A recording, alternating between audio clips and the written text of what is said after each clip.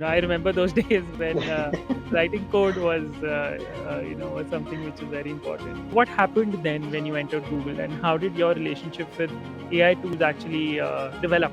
This is the era when the Chat GPT and Bard were introduced. Microsoft also, like most of the work which I did was based on typical software engineering processes. Google is probably one of the companies whose AI will be best developers, or at least people are talking. So after that came the era of Gemini, and all its LLM models were growing so fast that it again seemed kind of magical to see how AI became a companion in my day-to-day life.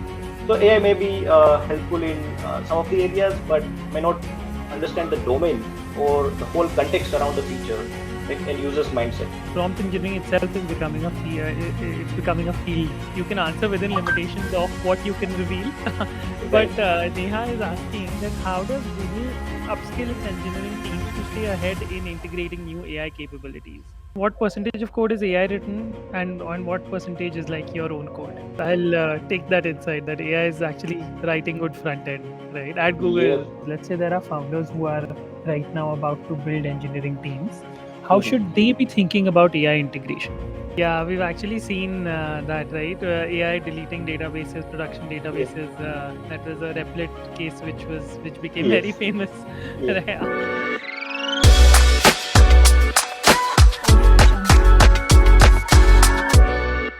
Hello, everyone, and welcome back to ChaiNet, where we learn from builders who are shaping the future of technology. I'm your host, Rachit Magan, and today we have Priyank Bhadja, a senior software engineer at Google who's been at the forefront of this AI revolution in engineering. With over 8 years of experience, he's witnessed the evolution from traditional coding at Microsoft to Google's cutting edge AI integrated workflows. He's worked on everything from Azure Farm Beach to Google's cloud platform, and today he's going to share exactly how AI is changing the game for engineers like him and like us. While everyone's talking about AI replacing developers, Priyank is living the reality of AI empowering developers.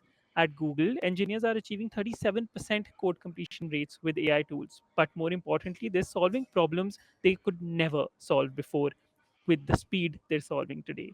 Priyank, welcome to ChaiNet. Let's start learning how the future of software development actually works. Can you take us through, your journey from Bits Pilani to Microsoft and then to Google? Sure. Thank you, Rachit, for inviting me on ChaiNet. I can just start from I think my college journey first. I completed my master's in software systems from BITS Pilani, the Pilani campus in 2016. It was truly a magical journey studying in BITS Pilani, like learning and exploring various areas of computer science, specifically parallel computing and cloud computing, if you remember, right, in detail. I remember like the Of cloud course, was the no one buzz. can forget Shan sir. True. Yes. Yes, yes. So the cloud was kind of a buzzword during our college time. There was great, I would say, memory of the college days. After that, like I got placed in Microsoft in campus placement and worked on like various teams in Azure.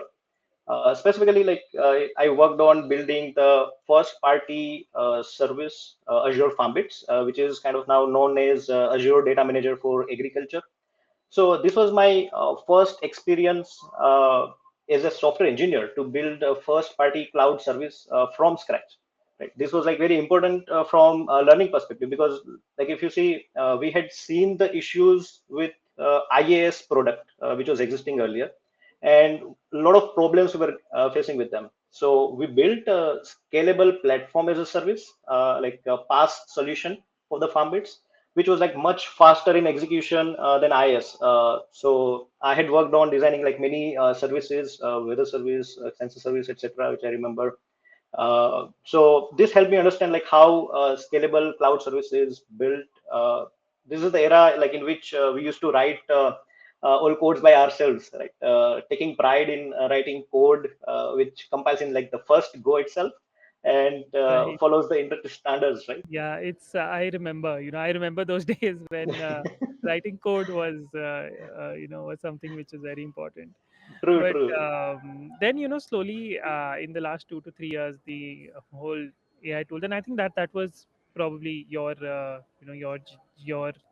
entry into Google, and I think that probably happened after you entered Google, right? So, Correct. what happened then when you entered Google, and how did your relationship with AI tools actually develop to start with? Right. So I switched to Google like in 2022 and joined GCP Storage Backup and DR team. So having worked in the Azure cloud team, working and adopting development in GCP was kind of exciting for me. Right? So I started understanding differences in the offerings of Azure and GCP as a cloud platform. So I worked on various features in Google. Uh, and a lot of tools also help throughout the development, right? So this is the era when like the Chat GPT and Bard were introduced. Later, the Bard was renamed to Gemini in 23, and since then this AI era has started, right? And talking about like the AI evolution, right? So during college days, I don't think like I was using any of the AI tools. AI was kind of sci-fi movies only, right? Thing. And in Microsoft also, like most of the work which I did was based on typical software engineering processes. There was kind of no AI or LLMs during that time. Most resembling thing was like machine learning, classification, and clustering. Right. I started using actual AI in Google when Bard was introduced. So this is still for some like basic know-how questions and replacing probably like Stack Overflow to fix some small issues. There are a lot of hallucinations, I would say, and using it for development was not kind of that efficient. So after that came the era of Gemini, and all its LLM models were growing so fast that it again seemed kind of magical to see how AI became a companion in my day-to-day life. Right? Initially, Right. yeah. So That's one question. Sorry to cut you yeah, off, please. but when Yeah. was this? When did you actually start using? Like when did Bard get introduced? Because we started, I think, I started using AI for actually writing code probably October last year, not before Okay. that. What about you? When did you start at Google? Right. So at Google, like really to have like AI integrated in my day-to-day workflow, right? I would say when Gemini models were introduced, I think that was the Hmm. era when we started using it, right? Uh, Right. the, yeah, and is like Gemini started gaining the expertise on coding front, right? So I started using it for some of the test cases, like experimenting with it, and I was able to write test cases for like small functions or modules. Right? But with AI becoming a coding partner, the biggest thing was you had to shift your thinking and role that you are playing, right? So this was kind of interesting Hmm. to see. Yep, yep. And how did your mindset change, once you started using AI, then like rather than a tool as a coding partner, how did that mindset shift happen? And how did it happen for everyone together? Was it like a company policy, or did you like automatically just started doing it? Yeah, so this is like interesting thing to like understand what AI can bring to our daily lives, right? So I actually organically like learned the AI tools and like what I saw when this mindset shift was happening, right? That I no longer need to kind of worry about how to write the code. Rather, I focus on what and why of the problems, right? So I just need to understand what are the weaknesses of the AI. Like what I remember is like the large context, if you pass, right? If there are like overwhelming or bigger tasks, ambiguous tasks, or if you provide the prompts which are like prone to hallucination, then it is going to give you inaccurate answers, right? So learning how to break them into the smaller problems which AI can code accurately and review this generated code thoroughly and integrate all these pieces together to build the application, right? So these are like Hmm. crucial tasks.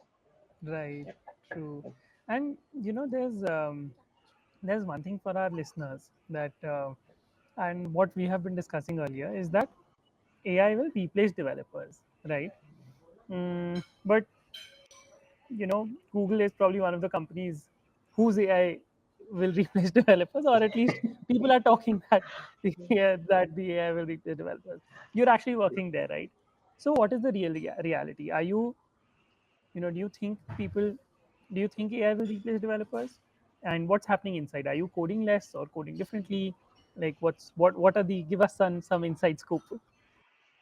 Cool, cool. Yeah, so I think that's the most discussed questions nowadays, like both Right, internally at Google as well as externally. So at Google, like right. where like AI is deeply integrated, right, into almost everything we do. The reality isn't about replacing the developers, right? Rather, I would say transforming how we code and what it means to be a developer. I would say like I'm coding differently rather than coding less. It's more about coding strategy. I would say, right? So AI helps me do the research, understand any specific area. AI can actually generate some of the boilerplate code, right, repetitive code. So I get more time to focus on the core problems rather than coding from scratch. Right. So you can basically focus on what's important and leave everything which Correct. is not important to AI, right? To the AI. Correct. But do you think it also means that less and less junior software engineers will be needed in the future? So I think it will be the shift in the paradigm. So Hmm. definitely, like everyone has to start their career, right? So I would say like so as long as like we stay hungry, stay foolish, right? AI Right. is not going to kind of Yes. hamper in their journey. They are not going to replace the developers, but yeah, there will be a shift in the way juniors actually like as a junior we used to approach the software engineering versus the current recent juniors or recent college pass outs are Right. uh, doing this. Right? Yeah. Hmm. Oh, and also I think a lot of educational shift is required because right now I don't think that in our, like, if we go back to our Bits Pilani course, right, and if we think that what we were taught, if people are still being taught the same, then I think they'll lag behind really fast. We need to start teaching people how to actually take AI's help to do all of this rather than fight it. Yeah, definitely. Because you need to continuously keep evolving and keep changing the academics as well. So anything there is new in the market, like initially when there was this computer revolution, right? The computer science Mhm. was not even a branch in engineering. So Yes. this was introduced later, and then now we are again in the similar new changing paradigm, right? Right. So yeah, definitely this is going to be a big change. It will be a change for sure. So, can you give me like a very specific example of any recent either a problem or a project in which you actually ended up using AI, and how did it modify? How did it change your way of working at Google? Yeah, makes sense. Like I cannot probably disclose some of these details because Of of the course. NDA, but I can explain like how like I approach the problem, right? Right. So I first try to write the design myself in the document, right? Then I ask AI to write or review it specifically, right, from high level, and suggest changes based on like best practices, etc. Then I break down this design into like individual components to do like detailed research using Gemini. What is the best way to build the system, right? What database decisions I should take? What are the pros and cons of using one design over the other? So AI may be helpful in some of the areas, but may not understand the domain or the whole context around the feature, right, and user's mindset. So I need to bring in that critical thinking while deciding the best design to choose, right? So once this whole design is ready, I ask AI to write details on the technical components and their tasks. So I generate prompts out of it, provide some useful existing code as a reference, and get this component written by AI. Right? So basically, prompt engineering is a key factor here, which I think will be useful. Right? Yeah, no, that's very interesting, and yeah, prompt engineering itself is becoming it's becoming a field, right? Yes. Now, this is a very interesting question from Neha Kaushik, Hmm. and of course, you can answer within limitations of what you can reveal.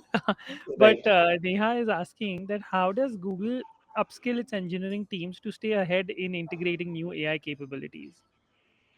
Yeah. So this is a good question. So is AI has been like changing so fast, right? So we also need to actually change our mindset. We need to keep ourselves ahead of AI, right? So we need to actually make this learning as a constant part of our job. That is the first thing, definitely, right? So apart from that, like we also have like structured, I would say, education kind of system where like we can get like internal courses, workshops are handled, right? There are like guides on the AI tools and responsible use of them, right? So these are like kind of useful resources that help Googlers internally to like kind of advance their skills and use effective AI prompting. Right? Apart from that, I would say on the job practice gives you the best shot at learning new things, right? So get your hands dirty, do hands-on, learn new things are like key factors that help us get ahead. Hmm. Right. So basically, for Neha, that there's no secret sauce to it. It's basically the same, right? Get your hands dirty. Unless and until you get your hands dirty and you start using things, you Yeah, will actually not know. So be it Google or be it any other company, the fundamentals remain the same, right? true, But true, true. walk us through a day at Google. When let's say you're working on some very complex feature, how does that work? How does AI fit from thinking about the future feature to planning to building it? Like how does that work? Yeah, so I would say so a typical day would start with planning and designing the feature. It requires clarifying the problem statement first, right? You need to understand what are the high level goals, doing some brainstorming, whiteboarding, and focusing on what needs to be built. So AI helps in various ways in this, like from let's say summarizing existing documents on existing product that we have, learning some of the key design choices that the other or similar products have already made. This needs to be analyzed by the human to ensure that Right. right learnings are carried forward in the design. So AI basically helps generate these. Like once design is finalized, we can also use AI to generate diagrams as well, and we can define the skeleton of the solution. Uh, then AI comes. Then basically AI helps you in the execution of the design. So this is where like I benefit from internally integrated Gemini Code Assist.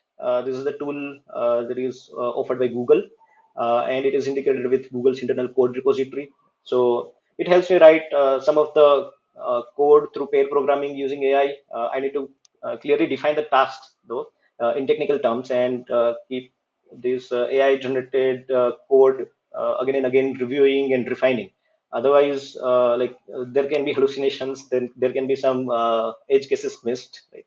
So once the code is generated, I need to test it thoroughly, and we need to ensure that we cover all the edge cases, right?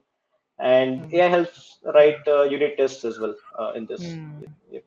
Wow. So and all of this is through Gemini Code Assist. Yeah, so Gemini Code Assist definitely helps. So Hmm. like uh, if required, there can be some of the rounds of let's say debugging or troubleshooting which are done manually as well.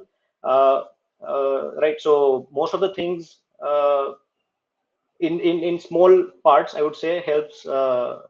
Like we get help through the Gemini and all. Yeah. Yep, yep, yes, Right. And what percentage of code? What percentage of code is AI written, and on what percentage is like your own code?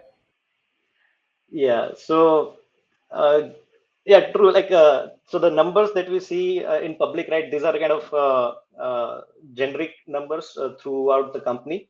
But given the nature of my work, which is kind of more on like exploring new areas and building prototypes, right, to propose a feature. So AI helps me write kind of 60 to 70% of the code, I would say. And sometimes like AI may hallucinate, right, as I mentioned. So uh, write like sometimes like writing while writing the code and using the client library function, which doesn't even exist, right? So in such cases, it becomes very important to consult like official documentation or provide inputs, right, which helps AI avoid the hallucinations and basically guide AI in the right direction to write the correct and complete code. Right, right. Um, so, tell me something. You've been working on, applications in both Microsoft as well as Google. How has AI changed the approach you take to system architecture, not just coding, but actually architecting the system? Hmm. So yeah, AI has actually helped and changed the way we approach the architecture designs, right? So AI would be able to help you with kind of generic and shallow solutions initially, like from a backend system or design perspective. Like, however, it becomes very good companion, like when it comes to researching different ways of building individual components. So AI can help evaluate your design critically to identify any missed nuances or best practices, right? However, like when you are writing a whole integrated design, right, which stitches well, still requires like critical thinking from human. So that is something we need to always be mindful of. Yeah. So in design cases, you still need human intuition and critical thinking. And in what cases does AI excel if we like rather than humans? Yeah, so based on like my experience, what I have seen is like there are some of the tasks where AIs are doing very good. For example, some of the predefined tasks, right, which have kind of clear definition or kind of, let's say, state diagram, right? For example, customer support bot. So it has all clear instructions that if this is the Right. issue, give this guideline. That is the issue, give another guideline. Right? So these are the good examples. AI, it also has like expertise in the clustering, classification, and pattern recognition problems, right? It can help you with kind of repetitive tasks, like writing, let's say, boilerplate code, etc. Right? So AI has performed, I would say, surprisingly well in one area, which is writing front end code. Oh, You, interesting. That's very good. yeah, That's I'll take that insight that AI is actually writing good front end, right? At yeah. Google. Wow. Yeah. So even like you might have seen some demos, right, where you just upload like hand drawn UI chart and AI just converts it into UI, right? So uh, so I see these are kind of areas where AI excels in these tasks. Right, right, right. Yes, yes, we've seen those demos, and yeah, that's very interesting. And that code actually ends up on production with Google standards, or is there like a big testing and reviewing process before that code can actually end up on production? Yeah, so basically, uh, like initial version definitely won't be of that standard. Definitely manually reviewing the code is always necessary. Uh, I would say like when you are looking at quality, right, which is production level, one thing is test-driven development, which has really helped to ensure that the quality of the code is at par with what the requirement is or what the expectations are, right? And developers are like always responsible to evaluate the code before merging it. So multi-layer reviews from, I would say, peers, the AI agents, and their integrated internal AI tools, they also help in like ensuring that code changes meet required standards. Actually, drill that down for me. How have code reviews changed? How has real world team collaboration changed? because of AI at Google? So at Google, like AI has shifted team collaboration, right? So we have AI assistants handling much of the, let's say, boilerplate code and routine code generation.